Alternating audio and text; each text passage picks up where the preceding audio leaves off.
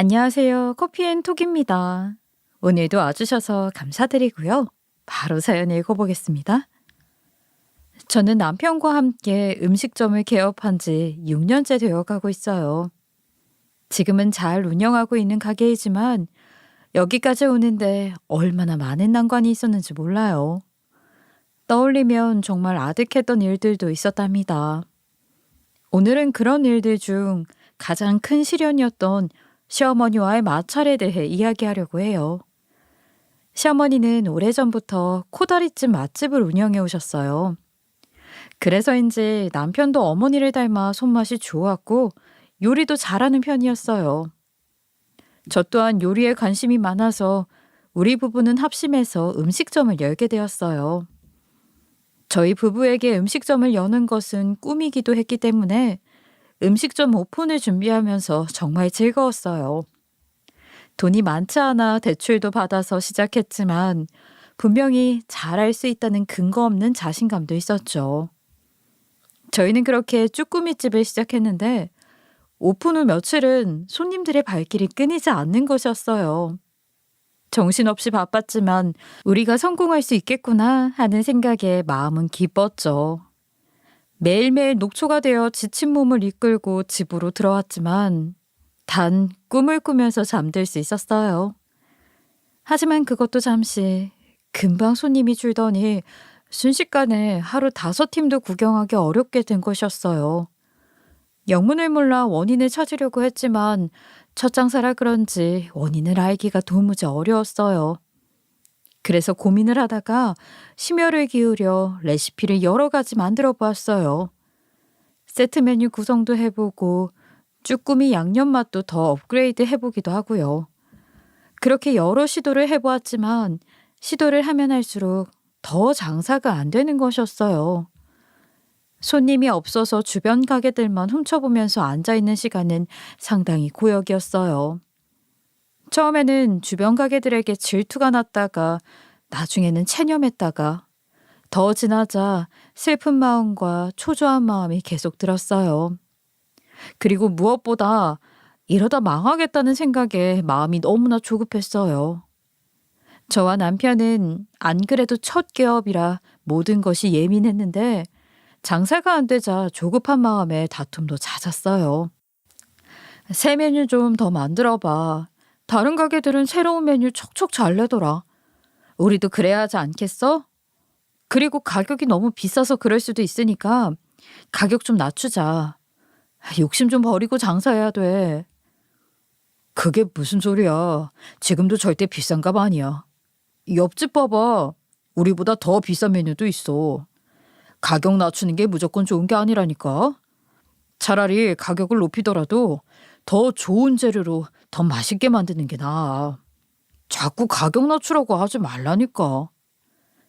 그렇게 저희 둘이 아무리 다퉈도 그런다고 손님들이 늘어나는 것은 아니었어요. 시간은 자꾸 흘러갔고 6개월째 몇백만 원씩 적자가 나자 저희는 더 이상 이렇게 해서는 안 되겠다고 결론을 내렸어요. 여보, 지금 뭔가 잘못된 것 같아. 우리 음식이 잘못되었거나 우리가 여기 상권에 안 어울리는 메뉴를 구성했거나 하여간 뭔가 잘못되긴 했어. 그런데 우리 둘 다 처음이라 뭐가 잘못되었는지 알 수가 있어야지. 여보, 이러면 어때? 내가 실은 저저번 달부터 고민을 했는데 우리 어머니한테 코다리찜 레시피 받아오는 건 어때? 돈이 좀 들기는 해도 가게를 코다리찜 집으로 바꾸는 거야. 우리가 지금까지 애썼는데도 잘 안 되어서 속상하기는 한데 지금은 물불 가릴 때가 아닌 것 같아. 일단은 검증된 레시피로 장사를 하면서 경험을 쌓고 장사가 잘 되기 시작하면 다른 가게도 내는 걸로 하자. 저희는 고민을 하다가 그렇게 하기로 했어요. 시어머니가 운영하시는 코다리찜 가게는 맛집으로 유명해서 손님들이 번호표를 뽑고 웨이팅을 해서 먹을 정도였거든요. 그 정도로 유명한 집이라면 그냥 처음부터 시어머니를 통해 코다리찜 가게에 지점을 내는 게 낫지 않았냐고 생각하실 수도 있어요. 하지만 저희 부부가 그렇게 하지 못한 이유가 있었어요. 바로 시어머니가 돈에 관해서는 정말 악독할 정도로 욕심이 많은 분이었기 때문이었어요. 남편과 결혼 준비를 할 때도 저에게 어찌나 예물 예단에 대해 요구가 많으신지 당혹스러울 정도였어요. 요새는 시어머니 정정은 물론이고 귀걸이 목걸이 반지 세트도 해오더라. 명품 브랜드로. 너는 그런 거 안 해오니? 내가 아들 잘 키워서 너랑 결혼시키는데 나도 보상 좀 받아야 하지 않겠어? 너무 노골적으로 요구를 하시는 통에 저는 원래 솔직한 분이신가 보다 생각을 하고 최대한 맞춰드렸어요. 그런데 결혼 후 알아가다 보니 시어머니는 그냥 돈 욕심이 많은 분이었어요. 그래서 명절이나 생신 때에는 얼마나 돈을 달라고 하실지 걱정이 될 정도였죠. 그런 시어머니이다 보니 처음에 저희가 장사를 시작한다고 했을 때도 이렇게 말씀하셨어요. 너희 장사 시작한다고? 행여라도 내가 공짜로 도와줄 거라는 생각은 하지도 마라. 혹여나 너희가 우리 가게를 따라서 한다고 하면 가맹점 계약을 할 거야. 로열티도 매달 꼬박꼬박 내야 하고 매출의 20%도 따로 받아갈 거니까 그렇게 알아. 교육비랑 가맹비비도 몇백씩 따로 받을 거야. 시어머니는 말도 안 되는 조건이 되면서 가맹점을 하려면 하라고 했어요. 하지만 그렇게 할 리가 없었죠. 너무 불리한 조건이었으니까요. 그래서 저희는 저희만의 레시피로 쭈꾸미 집을 시작한 것이었는데 장사가 너무 안 되니 시어머니에게 백기를 들고 찾아갈 수밖에 없는 상황이 된 것이었어요. 자존심이 상하기도 하고 시어머니의 욕심을 알기 때문에 걱정도 많이 되었어요. 하지만 지금은 그런 것을 생각할 겨를이 없었어요. 일단 먹고 살아야 했으니까요. 결국 저희는 시어머니에게 찾아가 코다리찜 레시피를 알려달라고 사정했어요. 어머니, 저희가 지금 가게는 접고 코다리찜 장사를 시작하려고 해요. 오늘은 어머님께 코다리찜 레시피를 전수해 주십사 부탁을 드리러 왔어요. 혹시 저희한테 레시피를 전수해 주실 수 있을까요? 물론 교육비는 따로 낼게요. 모자란 아들과 며느리 살리는 셈 치시고 부탁드릴게요. 저희가 장사가 잘 되기 시작하면 한동안 매달 로열티도 내도록 할게요. 어머님, 부탁드려요. 저희가 열심히 부탁을 하자 시어머니는 코웃음을 치면서 알려주겠다고 하더니 이렇게 말씀하셨어요. 야, 아무리 그래도 이게 그렇게 쉽게 알려줄 수 있는 건 줄 아니? 이 레시피가 얼마나 비싼 건데. 너희가 급하다고 하니 가르쳐 주기는 하마. 대신 교육비로 5천만 원을 내. 이거 비싼 거 아니야? 다른 사람들도 다 5천만 원 내고 내 레시피 배워간다. 그 사람들이랑 똑같이 해야지. 너희라고 예외는 없어. 아무리 가족이고 부모 자식 간이라고 해도 공과 사는 구분을 해야 하는 거야. 저희는 그 금액을 듣고 깜짝 놀라 입이 떡 벌어졌어요. 교육비를 내겠다고는 했지만 500만 원이면 몰라도 5천만 원일 줄은 몰랐으니까요. 다른 사람들도 그 금액을 내고 레시피를 배워갔다고 하니 놀랍기도 하지만 일단 저희 입장에서는 너무 비쌌어요. 그래도 친아들인데 조금은 사정을 봐주실 수 있지 않을까 싶어 저희는 다시 한번 애교를 섞어 부탁을 드렸어요. 아휴, 어머니, 그래도 아들내미인데 조금만 할인해 주시면 안 될까요? 저희가 뭐든 열심히 하고 어머님께도 잘할게요. 정말로 매달 돈도 보내드릴게요. 사실 500만 원이면 저희가 어떻게든 해볼 텐데 5천만 원은 너무 많아서요. 대출받은 것도 있다 보니 가르쳐만 주신다면 어머님 가게에 도움이 되도록 무엇이든 잘할게요. 사실 가족끼리는 공짜로도 알려줄 수 있을 것 같은데 시어머니 사전에는 절대 그런 게 없을 것 같았죠. 물론 부모 자식 간이라고 무조건 공짜를 바라면 안 될 것 같아서 공짜로 받으려고 생각하지는 않았지만 시어머니가 조금 배려해 주시기를 바랐어요. 하지만 시어머니는 아주 단호하셨죠. 역시 시어머니 머릿속에는 돈이 1순위인 것 같았어요. 안 된다니까. 얘들이 왜 이래? 다른 사람들은 5천만 원씩 받고 레시피를 사갔는데 너희들한테는 공짜로 해주면 뒷말 나오지 않겠어? 어머님, 그거야 아들인데 사람들이 그런 거로 뭐라고 하지는 않을 거예요. 그건 네 사정이고 내가 내 레시피로 돈 번다는데 너희들이 뭔데 외방이야? 아들이고 며느리고 이건 다 똑같이 해야지. 내 말대로 5천만 원 내놓을 거 아니면 나는 절대 안 가르쳐줘. 너희 망하는 건 돈 안 낸 너희 책임인지 내 책임은 아니다. 시어머니는 기어코 저희에게 5천만 원을 받아가겠다는 의지가 확고하신 것 같았어요. 저희 사정 아시면서도 굳이 5천만 원을 달라고 하시고 절대 꺾지 않으시니 야속한 마음도 들었죠. 돈 욕심 많은 것은 알았지만 아들보다 돈이 이 정도로 우선할 줄은 몰랐어요. 조금도 양보할 수 없다는 시어머니의 말에 저희는 결국 항복했어요. 급한 것은 저희였기 때문에 결국 무리해서 울며 겨자 먹기로 대출을 받아서 5천만 원을 이체해드렸어요. 그러자 시어머니는 갑자기 태도를 바꿔 친절하게 레시피를 알려주기 시작하셨어요. 겁봐라. 5천만 원 줄 수 있잖아. 그러면서 왜 안 된다고 그래?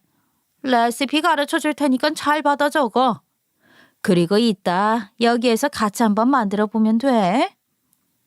그렇게 어렵게 저희는 시어머니의 코다리찜 레시피를 배웠어요. 레시피를 다 배운 후 집으로 돌아가려는 저희에게 시어머니는 이런 말씀을 하셨어요. 그런데 이 말이 오히려 너무 얄미운 것이었어요. 얘들아, 내가 교육비에서 10%는 깎아줄게. 야, 500만 원은 가져가라. 인심 쓴 줄 알아? 저는 시어머니가 저희 부부를 상대로 레시피 장사를 하셨다고 생각했기 때문에 이제 와서 돈을 좀 깎아준다고 해도 솔직히 좀 얄미울 뿐이었어요. 저희에게 돈이야 받으실 수 있지만 아무리 그래도 아들 부부에게 이렇게까지 하실 일은 아닌데 하는 생각이 계속 들었거든요. 어쨌든 저와 신랑은 시어머니의 레시피가 우리의 마지막 희망이고 동할줄이라고 생각을 하고 열심히 배워와서 다시 장사를 시작했어요. 상호를 코다리집으로 변경하고 저희 부부는 심기일전하여 장사를 시작했죠. 그런데 재오픈 전날 지인들을 초대한 자리에서 바로 무엇인가 이상하다는 생각이 들었어요. 시어머니가 전수해준 레시피대로 심지어 재료와 양까지 똑같이 해서 만드는데 그 맛이 안 나는 것 같았어요. 제가 만든 코다리를 먹은 지인들도 다들 고개를 갸웃하는 것이었어요. 그래서 지인들을 붙잡고 어떤 거 같냐고 계속 물어보자 미안한지 말을 하지 않으려고 하다가 결국 말을 해줬어요. 맛은 있는데 뭔가 감칠맛이라고 할까? 깊은 맛이 부족하네. 한번 와서 먹는 건 괜찮은데 맛이 그냥 그래서 굳이 2번 오지는 않을 것 같아. 당장은 오픈발로 장사가 되겠지만 장기적으로 보면 글쎄. 그런 말을 듣자 덜컥 겁이 났어요. 제가 무엇인가 빠뜨린 것은 아닌지 여러 번 확인을 했지만 시어머니가 알려준 레시피 그대로 만든 것이 맞았어요. 하지만 재오픈은 당장 다음 날이었어요. 저희도 계속 장사를 접어둘 형편이 못 되었기 때문에 일단은 재오픈을 했죠. 하지만 지인들의 말대로 오픈발로 한 달간은 장사가 잘 되었는데 한 달이 지나니 귀신같이 장사가 안 되는 것이었어요. 코다리집으로 바꾸기 전이랑 똑같아진 것 같았죠. 그래도 시어머니에게 5천만 원이나 돈을 내고 배워온 레시피다 보니 대박이 날 거라는 기대가 있었는데 그마저도 또다시 무너지게 되었죠. 저는 아무리 생각해도 무엇인가 이상했어요. 제가 레시피를 똑같이 따라 만들었는데 그 맛이 안 난다면 레시피 자체가 잘못된 것이 분명했죠. 저는 시어머니가 의도적으로 잘못된 레시피를 준 것 같다는 의심이 들었어요. 제대로 된 레시피를 정말로 넘겨주면 본인 가게의 손님을 빼앗길까봐 맛없는 레시피로 바꾼 다음 5천만 원을 받고 넘겨줬을 수도 있겠다는 생각이 들었어요. 돈 욕심이 보통이 아닌 시어머니라면 그럴 수 있겠다는 생각이 들었죠. 그런데 설마 그렇게까지 하지는 않았을 거라고 믿고 싶었지만 아무리 생각해도 느껴지는 촉이 있었어요. 저는 시어머니 댁에 찾아갔어요. 그리고 시어머니에게 따져 물었어요. 어머니, 저번에 저희가 5천만 원 드리고 배워간 코다리찜 레시피요. 그거 제대로 가르쳐 주신 게 맞나요? 아무리 똑같이 따라해도 이 맛이 안 나던데요. 야, 설마 내가 너희한테 사기라도 쳤다는 거야? 그건 무슨 소리야? 네 손맛이 부족한 걸 왜 내 탓을 해? 네 탓이지. 네 손맛이 부족하니까 그동안 장사도 다 말아먹은 거 아니야. 원래 똥손들은 레시피를 입에 갖다가 넣어줘도 똥 같은 음식을 만들어. 반면에 금손들은 재료만 던져줘도 금 같은 음식을 만들고, 네 손이 똥손이라 똥 같은 걸 만드는 건데 왜 나한테 사기쳤다는 소리라는 거야? 위아래도 없이. 제가 따지자마자 시어머니는 급발진을 하면서 갑자기 막말을 막 내뱉는 것이었어요. 저는 그 모습을 보고 제 추측이 맞았구나 하고 바로 감이 왔죠. 시어머니가 하는 말을 듣고 있으니 아주 어처구니가 없었지만 저는 제대로 따져야겠다 싶었어요. 그래서 굳굳이 말했어요. 아니요, 어머니. 분명히 제대로 된 레시피를 알려주지 않으신 게 맞아요. 저도 먹는 입이 있는데 먹어보면 알거든요. 저희한테 5천만 원이나 받아가고 이러시면 안 되죠. 어머님 말씀대로 공과 사는 확실해야 할 거 아니에요. AS 해주세요, 어머니. 분명히 가르쳐 주실 때 뭘 하나 놓치신 것 같은데 일부러 제일 중요한 건 안 알려주신 거 아니에요? 어머님 레시피 그대로 제대로 알려주시라고요. 제가 굴하지 않고 계속 따지자 시어머니는 어떻게든 이 상황을 무마하고 싶은 것 같았어요. 혹시나 저한테 사기친 것을 들키면 5천만 원을 뱉어내려고 할까봐 걱정하는 것 같았죠. 시어머니는 아까보다 더 불같이 화를 내면서 저에게 소리를 치며 저를 밖으로 쫓아냈어요. 내가 여기서 코다리 장사만 20년 넘게 했다. 근데 뭘 하나를 놓칠 수 있겠냐. 매일 눈 뜨고 눈 감을 때까지 코다리 양념 만들고 코다리찜 만들고 반찬 만드는 사람한테 그게 할 소리야?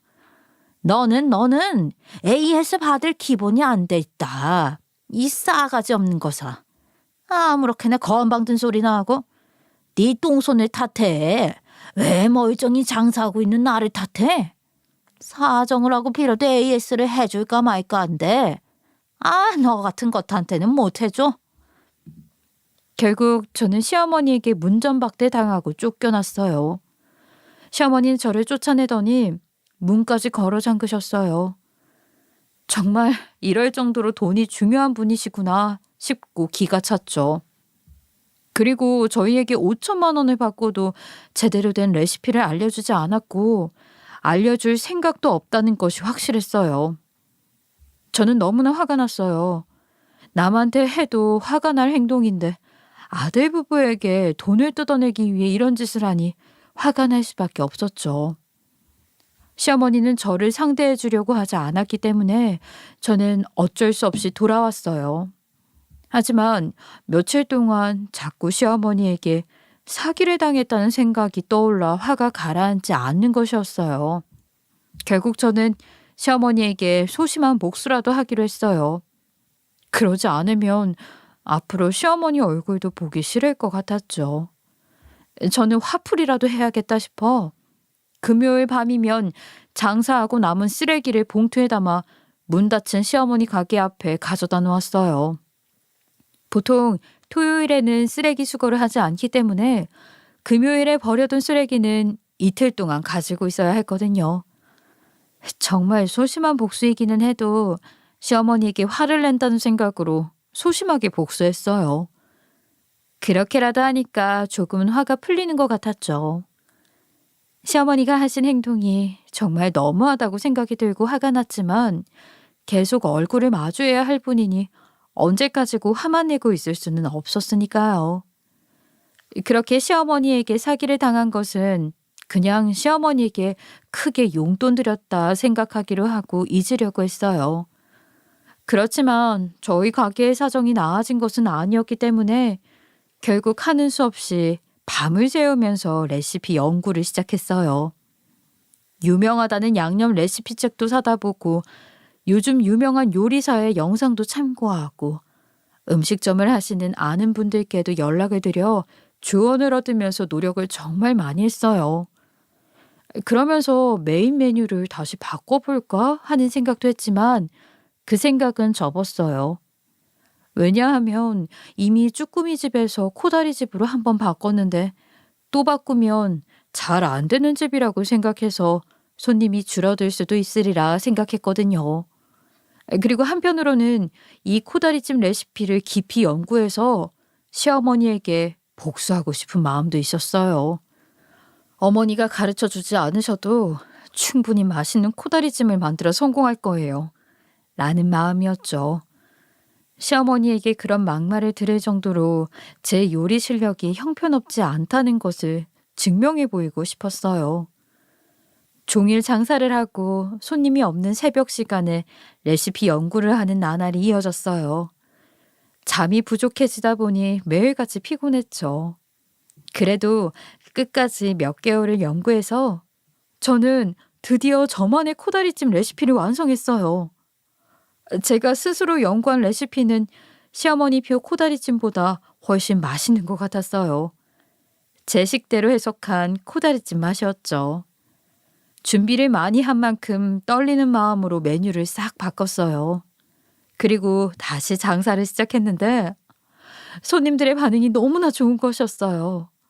한 입 먹자마자 얼굴 표정이 싹 바뀌고 맛있다는 말을 절로 내뱉었죠. 그렇게 레시피를 180도 바꾸고 나니 손님들이 몰리기 시작했고 배달까지 같이 하게 되면서 장사가 너무나 잘 되기 시작했어요. 몇 달 전까지 적자에 시달리던 가게라는 것을 믿기 어려울 정도였어요. 매일 저녁 매출 전표를 뽑아볼 때 그렇게 뿌듯할 수가 없었죠. 매출 전표를 마치 훈장처럼 가지고 집으로 돌아가는 길은 몸은 무겁지만 마음은 그렇게 가벼울 수가 없었어요. 저희 가게도 얼마 못 가 줄 서서 먹는 가게가 되었어요.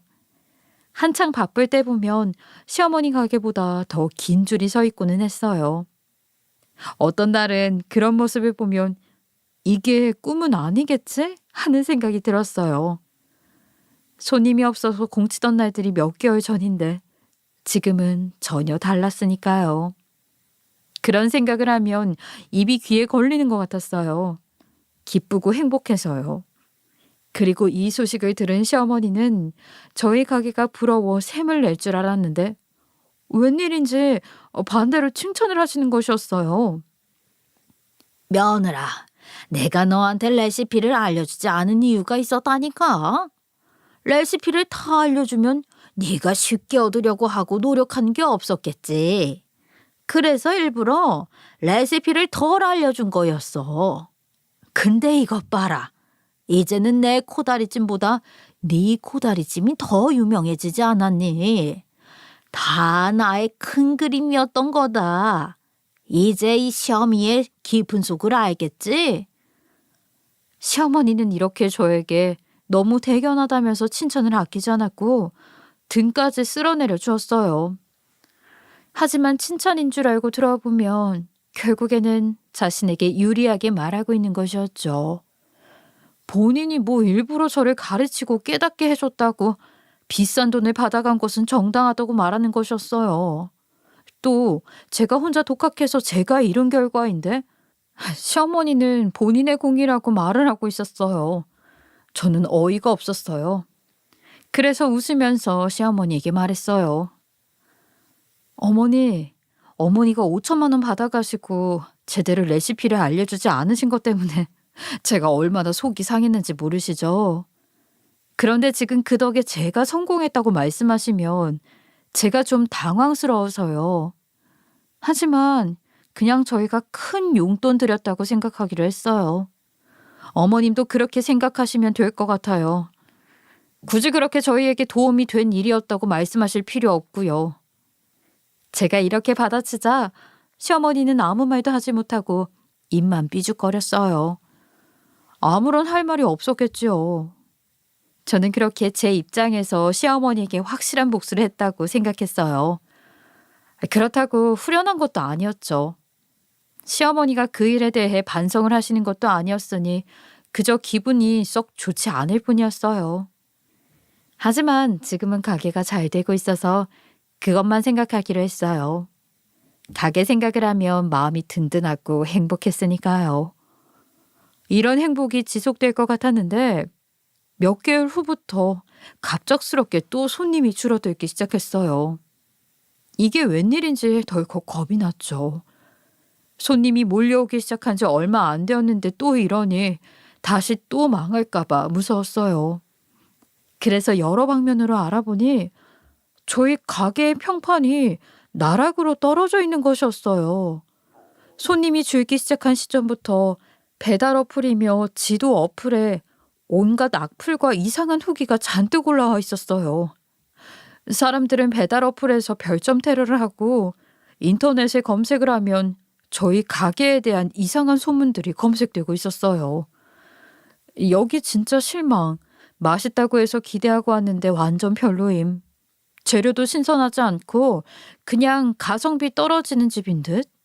다른 맛집 음식 베껴서 만드는 것 같은데 왜 이런 곳을 맛있다고 하는지 이해 불가. 얼마 전에 방문했는데 사장님이 너무 불친절함. 그리고 음식에서 머리카락 나왔는데 그냥 말로만 죄송하다고 하고 조치를 취해주지도 않음. 다른 손님들 표정도 다 안 좋아 보였음. 서비스 마인드가 글러먹은 듯. 이런 악의적인 후기들이 많아서 도대체 무슨 일인지 놀라울 뿐이었어요. 제가 죽을 둥 살 둥 노력해 만든 레시피로 칭찬받으며 장사가 이어지고 있었는데 갑작스럽게 이런 평가들로 도배가 되니 충격이 이만저만이 아니었죠. 어떻게든 이런 불만을 받아들여 개선하려고 노력했지만 소문 때문인지 손님은 점점 떨어져 갔어요. 다시 죽어가는 가게를 보자 이번에는 정말 눈물이 날 것 같았어요. 그래도 굴하지 않고 계속 열심히 일했어요. 하지만 아무리 열심히 해도 한계가 있었어요. 꾸준히 와주시는 손님들은 맛있다고 해주시는데 왜 이런 안 좋은 소문이 퍼지는지 어디서부터 바꿔야 할지 감이 오지 않았죠. 그리고 그 즈음부터 시댁에 가면 시어머니가 저를 보자마자 피하기 시작했어요. 제가 시댁에 도착하면 집에 있지 않고 지하실로 내려가 버리는 것이었어요. 자주 그러시는 것을 보고 혹시 시어머니가 지하실에서 코다리 양념장을 만드시는 건가 싶은 생각도 들었어요. 저에게 양념장 레시피를 들키기 싫어서 지하실을 지키러 내려가시나 싶었죠.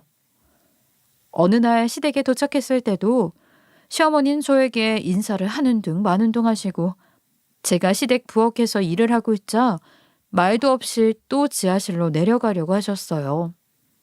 저는 이런 시어머니의 행동이 너무 수상해 보여서 시어머니에게 여쭤보았어요.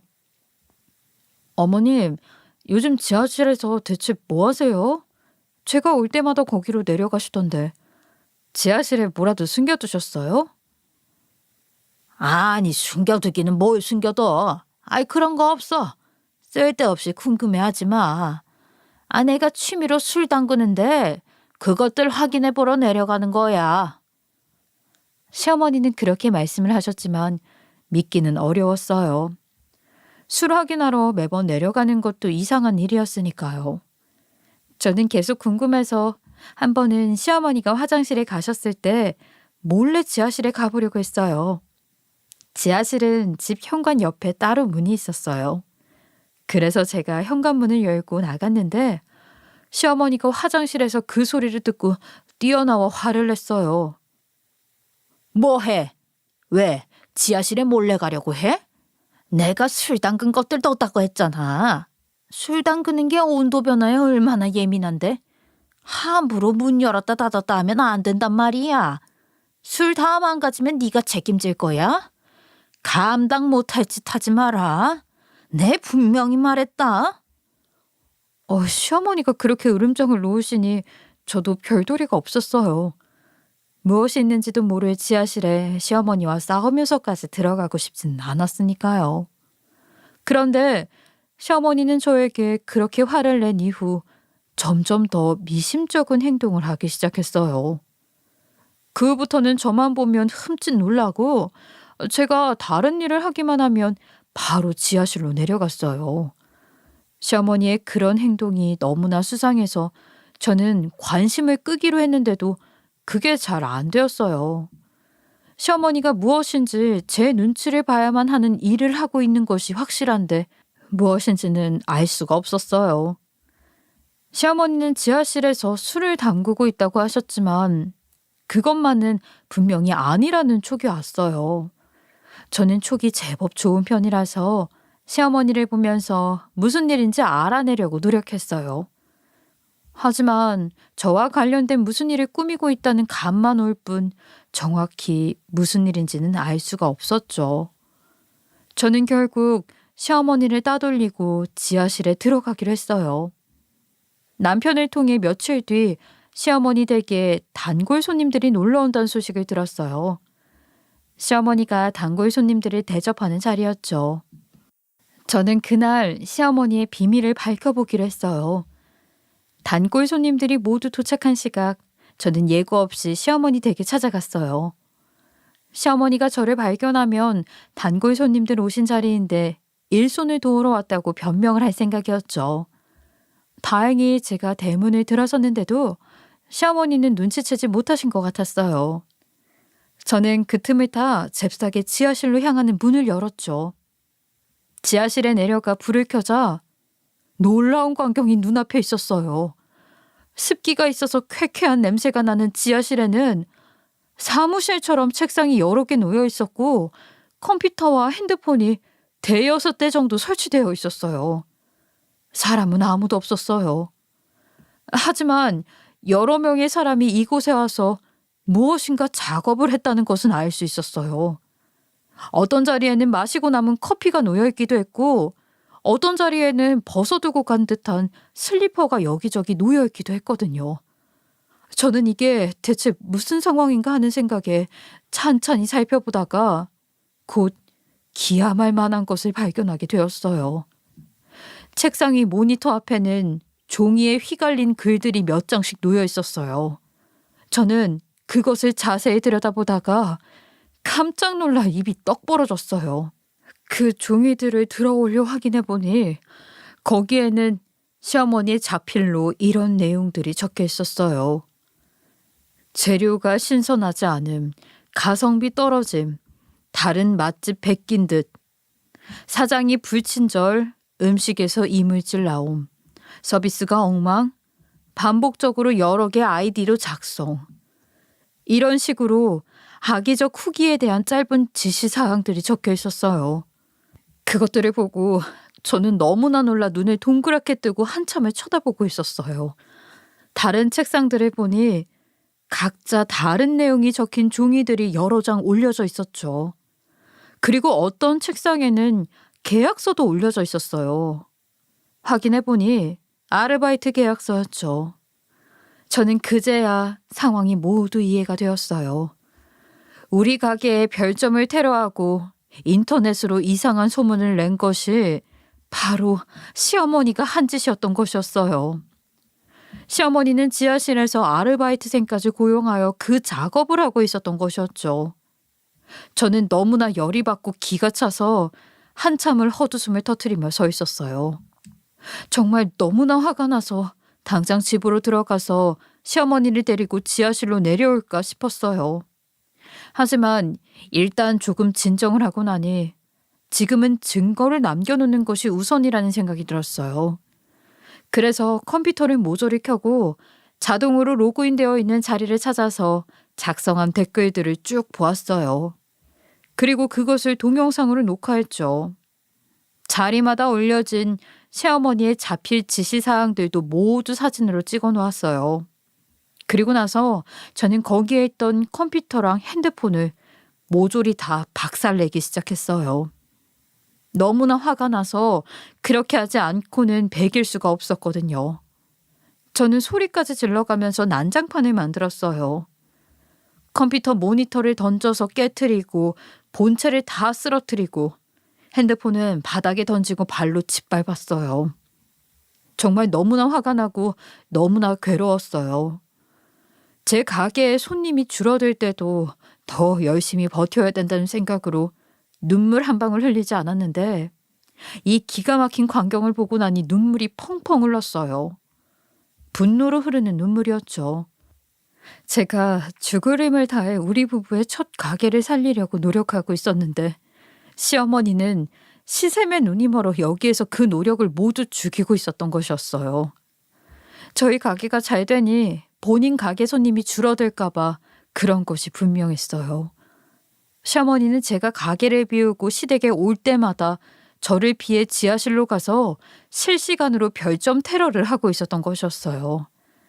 제가 가게에 있을 때는 그 테러들을 바로바로 확인을 하고 대응을 할 수 있다 보니까 대응을 할 수 없도록 일부러 제가 가게에 없을 때 지하실로 가서 별점 테러를 하고 악플을 단 것이었어요.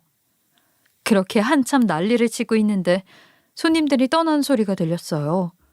시어머니가 배웅을 하는 소리도 들렸죠. 저는 지하실 문을 노려보았어요. 조금 후 시어머니가 지하실 문을 열고 내려오는 것이었어요.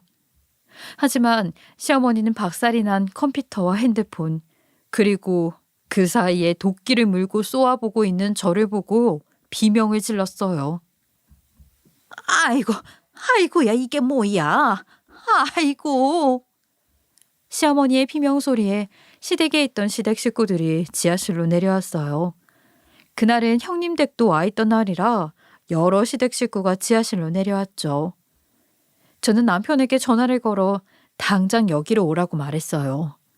남편은 무슨 일이 났구나 싶었는지 헐레벌떡 달려왔죠. 시어머니는 그 사이에도 저를 붙들고 흔들면서 이런 소리를 하고 있었어요. 야, 넌 뭐 하는 거야? 이게 다 얼마인 줄 알아? 이게 다 내가 쓸 데가 있어서 해둔 건데 이게 무슨 행패야? 네가 다 변상하고 가. 알겠어? 한 푼도 남김없이 받아낼 줄 알아. 저는 아무 소리도 안 하고 시어머니를 내버려 두었어요. 그러다가 남편이 도착하고 모두가 모이자 저는 시어머니 못지않게 고함을 지르면서 난리를 쳤어요. 제가 모를 줄 아셨어요? 여기 증거 다 있어요? 어머니가 저희 가게 망하라고 아르바이트까지 고용해서 별점 테러하고 악의적인 후기 남기고 그런 짓 한 건 모를 줄 아셨냐고요? 저한테 5천만 원까지 받고 거짓 레시피 알려준 것도 모자라서 어떻게 이런 짓을 하세요?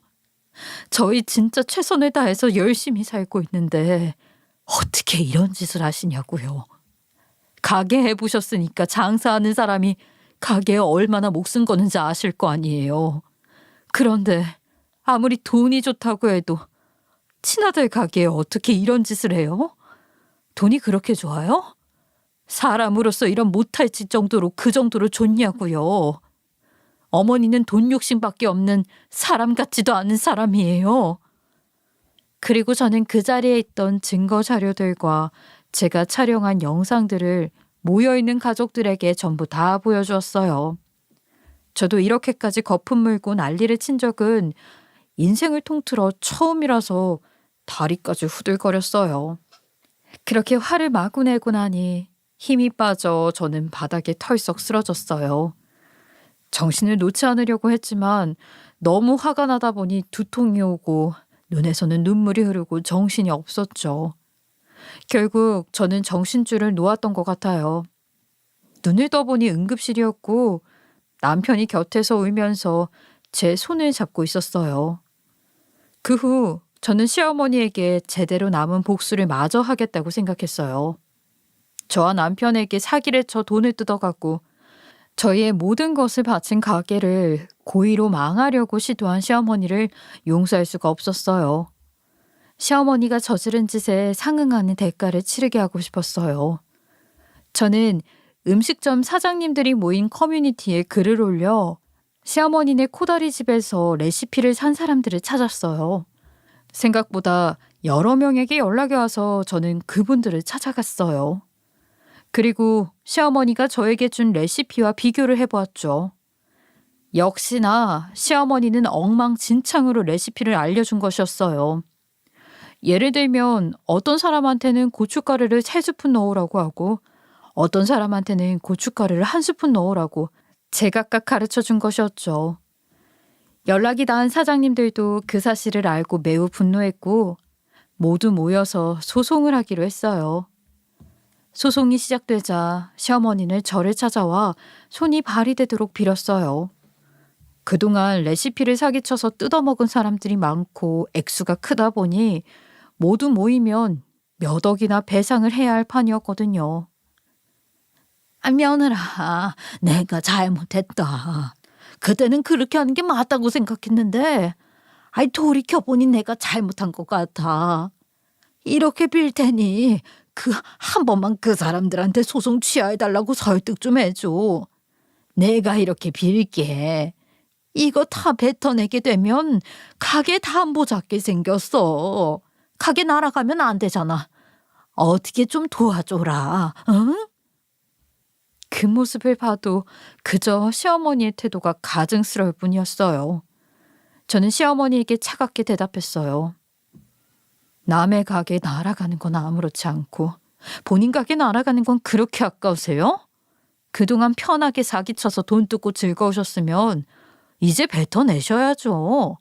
남들 가게도 다 목숨 걸고 만들어낸 가게이고 목숨만큼 소중하다는 거 아셔야 할 것 같아요. 저희 가게 건드리신 건 저희 목숨을 건든 것이나 다름이 없어서 아무리 시어머니라고 해도 저는 용서 못 해드리겠어요. 그렇게 말하고 저는 시어머니를 뿌리쳤어요. 그리고 그분들의 소송도 계속 도와드리기로 했어요. 저는 친족 상도례로 시어머니를 직접적으로 소송을 할 수는 없지만 그들을 적극적으로 돕고 증거를 대신 찾아주고 했죠. 시어머니가 돈에 눈이 멀어 가족으로서의 정도 없이 행동했기 때문에 저도 똑같이 해서 느끼게 해드리려고요.